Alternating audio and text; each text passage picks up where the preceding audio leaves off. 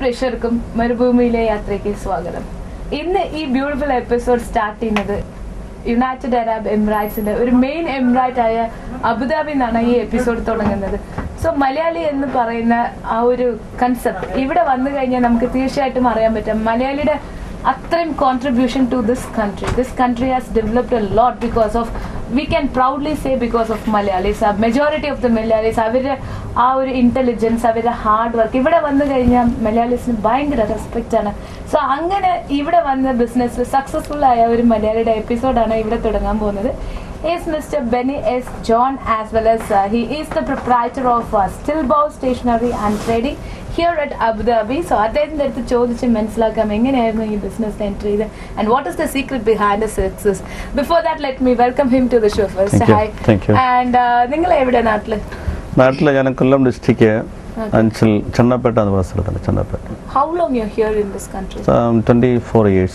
Almost half of your life you are. Yes, spent here. നിങ്ങൾ അവിടെ നിന്ന് വിടാൻ കാരണം എന്തായിരുന്നു കേരളത്തിൽ? നാട്ടിലെ ഡിഗ്രി പഠിച്ചുകൊണ്ടിരിക്കുന്ന സമയത്താണ് ഞാൻ ഗൾഫിൽ വന്നത്. വിടാനുള്ള കാരണം ഗൾഫ് എന്നൊരു മോഹം ഉള്ളിന്റെ ഉള്ളിൽ ഉണ്ടായിരുന്നു. അന്ന് എല്ലാവർക്കും കേരളത്തിലുള്ള most of the majority of the people had this dream.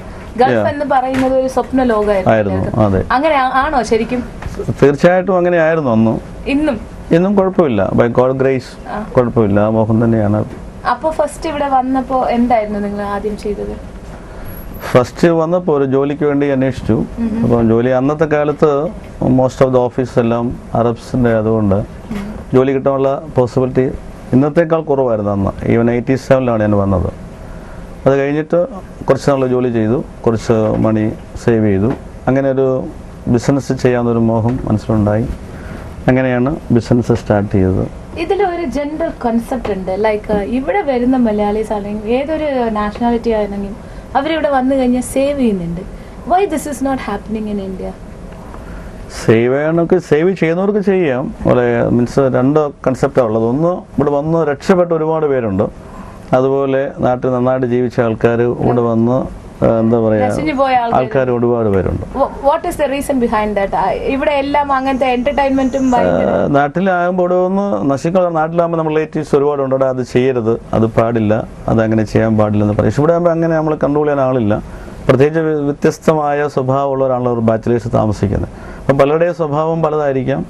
അതിനകത്ത് നല്ല ഒരു കൂട്ടുകെട്ട് കിട്ടുകയാണെങ്കിൽ തീർച്ചയായിട്ടും അദ്ദേഹത്തിന് നന്നായിട്ട് വെള്ള വഴിയിൽ പോകാനായിട്ട് പറ്റും. മോശമായ ഒരു ഫ്രണ്ട്ഷിപ്പ് കിട്ടുന്നെങ്കിൽ മോസ്റ്റ് ഓഫ് ദ സ്പോയിൽ. എന്നെ സംബന്ധിച്ചോട് വന്നപ്പോൾ അങ്ങനെ ഒരു നല്ലൊരു കൂട്ടുകെട്ടാണ് കിട്ടിയത്. ഒരു സ്പിരിച്വൽ അറ്റ്മോസ്ഫിയർ ഉള്ള ഒരു കൂട്ടുകെട്ട് കിട്ടിയതുകൊണ്ട് അതുകൊണ്ട് അവിടെ നിന്ന് ഞാൻ ഒരുപാട് നല്ല കാര്യങ്ങൾ പഠിക്കാൻ പറ്റി. അങ്ങനെ ഒരു ടേണിംഗ് പോയിന്റ് ആയിട്ട് ലൈഫിൽ ഈ ബിസിനസ്സിലേക്ക് സ്റ്റാർട്ട് ചെയ്യുകയായിരുന്നു. ഞാനിവിടെ ഒരു ഓഫീസിൽ ഒരു സെക്രട്ടറിയായിട്ട് കയറുകയായിരുന്നു. ഗാംകോ എന്ന് പറയുന്ന കമ്പനിയിലാണ്. അവിടെ നിന്ന് കുറച്ച് 2-3-4 ദിവസം ടെമ്പററി വേക്കൻസി ആയിരുന്നു. പക്ഷെ അങ്ങ് കുറച്ച് പൈസ സേവ് ചെയ്തു. അങ്ങനെയാണ് ഈ ഒരു സ്റ്റേഷനറി, അന്ന് എളുപ്പം തുടങ്ങാവുന്ന ഒരു ഫീൽഡായിരുന്നു ഈ ഓഫീസ് സ്റ്റേഷനറി എന്ന് പറയുന്നത്. അങ്ങനെയാണ് ഈ സ്റ്റേഷനിലേക്ക് സ്റ്റാർട്ട് ചെയ്തത്. നിങ്ങളുടെ ജീവിതത്തിൽ നിങ്ങൾ പറഞ്ഞു നല്ല ഒരു കൂട്ടുകെട്ടാണ് കിട്ടിയത്, നല്ല ഒരു സ്പിരിച്വൽ ആയിട്ടുള്ള ഫ്രണ്ട്സ് ആണ് കിട്ടിയത്. ഇപ്പൊ നിങ്ങളുടെ ജീവിതത്തിൽ താങ്ക് ചെയ്യണമെന്ന് പറഞ്ഞു കഴിഞ്ഞാൽ ഏത് കൂട്ടുകാരനായിരിക്കും താങ്ക് ചെയ്യുന്നത്? ഏറ്റവും വലിയ കൂട്ടുകാരൻ കർത്താവ് ദൈവം തന്നെയാണ്, ഈശ്വരൻ എന്ന് പറയും ഫസ്റ്റ് ആൻഡ് ഫോർമോസ്റ്റ്. അത് കഴിഞ്ഞിട്ട് ബാക്കിയുള്ള സ്നേഹിതർ അന്നത്തെ എല്ലാം ഇന്നും ആ ഒരു ഫ്രണ്ട് പോലെ ഇപ്പോഴും ഉണ്ട്. അന്നത്തെ ഫ്രണ്ട്സിൽ നല്ലൊരു പങ്ക്. പലരും ലോകത്തോട് യാത്ര പറഞ്ഞു എങ്കിലും ഉള്ളവരൊക്കെ ഇപ്പോഴും നല്ല ഫ്രണ്ട്ഷിപ്പ് പോലെ ഇപ്പോഴും കീപ്പ് ചെയ്യുന്നുണ്ട്. നല്ല ഫ്രണ്ട്സ് തന്നെയാണ്. ആൻഡ് വൺ പർട്ടിക്കുലർ തിങ്, ഇപ്പൊ നിങ്ങൾ വന്നിട്ട് ഓഫീസ് സെറ്റപ്പിലായത് ആ ഒരു സെറ്റപ്പിൽ ഉണ്ടായിരുന്ന കാരണം കൊണ്ടാണോ ഈ സ്റ്റേഷനറി ഫീൽഡിൽ വരണം എന്നുള്ള താല്പര്യം വന്നത്? ഇല്ല, അന്നത്തെ കാലത്ത് ഈ ഇൻകം, ഈ ജോലി ചെയ്താലും സാലറി വളരെ കുറവായിരുന്നു. പക്ഷെ അന്ന് അത്ര എക്സ്പെൻസ് ഇല്ല. അന്ന് ഞാനൊരു സാലറി ഒരു കമ്പനി കയറുമ്പോൾ ഒരു ഓഫീസ് വേക്കൻറ്റിൽ ഒരു ലീവ് വേക്കൻസി കയറിയായിരുന്നു. അപ്പോൾ ലീവ് വേക്കൻറ്റ് അദ്ദേഹത്തിന് കിട്ടിയ സാലറി അബവ് 4,000 ആയിരുന്നു. അതെനിക്ക് അറൗണ്ട് 2,000 ആണ് കിട്ടി 87-ൽ. വലിയ സാലറി ആയിരുന്നു അന്നത്തെ കാലത്ത്. അത് ധാരാളമായി. ഇന്നത്തെ ഒരു 20,000 സാലറി എഫക്റ്റ് അന്നുണ്ടായിരുന്നു. അന്ന് റൂമിന് ഇവിടെ ഒരു ഹാർഡ്ലി ഒരു 400-300 റൂംസ് പെർ റെന്റ്. ഇന്ന് അത് 4,000 ആയി. അപ്പോൾ അന്ന് 2,000 കിട്ടിയത് 10 times more than this. Now it is developed. ഇപ്പോൾ ഈ UAE എന്ന് പറയുന്ന സ്ഥലം ബിസിനസ് ചെയ്യാൻ നല്ല പറ്റിയ സ്ഥലമാണ്. അത് ഇവിടെ കാണുന്ന എല്ലാവരും പറയുന്നത് not only Malayalees many people who are from other countries also they say that UAE is the beautiful country to do good business. Of course. അത് എങ്ങനെയാണ് അത് സാധിക്കുന്നത് ഈ UAE? അല്ല, ഒന്ന് ഇവിടുത്തെ ആൾക്കാർ അറബ്സ് പൊതുവെ 90% ആൾക്കാരും വളരെ കോപ്പറേറ്റീവ് മെന്റാലിറ്റിയാണ്. ഈ ബിസിനസ് ഫീൽഡിൽ അവരെ പ്രൊമോട്ട് ചെയ്യാറുണ്ട് ഈ രാജ്യത്തിൽ. പിന്നെ നാട്ടിലെ പോലുള്ള ഇങ്ങനെ ഈ അഴിമതികൾ എങ്ങനെ ഡയറക്റ്റ് നമുക്ക് ഫേസ് ചെയ്യേണ്ടി വരുന്നില്ല. സാധാരണ ഒരു ചെറുകിട നമ്മളെപ്പോലുള്ള ബിസിനസ്സുകാർ ചെല്ലുമ്പോൾ നമ്മുടെ പേപ്പേഴ്സ് എല്ലാം ശരിയാണെങ്കിൽ അല്ലെങ്കിൽ അങ്ങനെ മറ്റുള്ള പ്രശ്നങ്ങളൊന്നും ഇല്ലെങ്കിൽ നമുക്ക് എല്ലാ കാര്യങ്ങളും സാധിച്ചു വരാൻ പറ്റുന്നു. നോർമലി ഒരു ചൊല്ലുണ്ട്, ക്യാപിറ്റലിസം ഉള്ള കൺട്രിയിൽ ജീവിക്കാൻ ബുദ്ധിമുട്ടാണ്. പക്ഷേ ഇവിടെ country should be A democratic.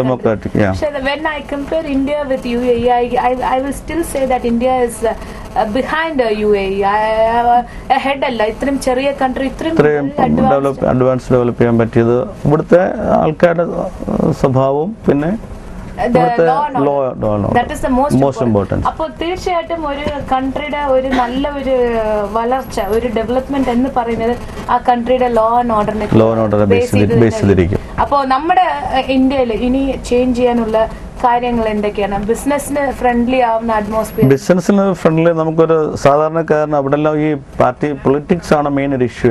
എന്റെ അറിവില് 10-20 വർഷം ഗൾഫ് ആയതുകൊണ്ട് തന്നെ ഇപ്പോഴത്തെ സിറ്റുവേഷൻ എനിക്ക് അറിയില്ലെങ്കിലും ഈ പൊളിറ്റിക്കൽ ഫീൽഡ് കുറേയും കൂടെ ഈ രാഷ്ട്രീയവൽക്കരിക്കാതെ അത് നമ്മുടെ എന്താ പറയുക സാധാരണക്കാരനും ചെല്ലാകുന്ന ഒരു ഫീൽഡിലേക്ക് എല്ലാ തുറകളും ചെല്ലാത്തക്ക നിലയിൽ ഇടയ്ക്ക് ബ്ലോക്കൊന്നും ഇല്ലാതെ ചെല്ലത്തക്ക നിലയിൽ ഒരു ഭരണ സംവിധാനം വരികയാണെങ്കിൽ കുറെ ഇപ്പൊ നമുക്ക് പലയിടത്തും നമ്മൾ പല സ്ഥലം പ്രോഹിബിറ്റഡ് ആണല്ലോ. ഇപ്പൊ എല്ലായിടത്തും നമുക്ക് ചെല്ലണമെങ്കിൽ തേർഡ് പാർട്ടി അല്ലെങ്കിൽ മറ്റൊരു വഴിയെ പോകാൻ പറ്റുള്ളൂ.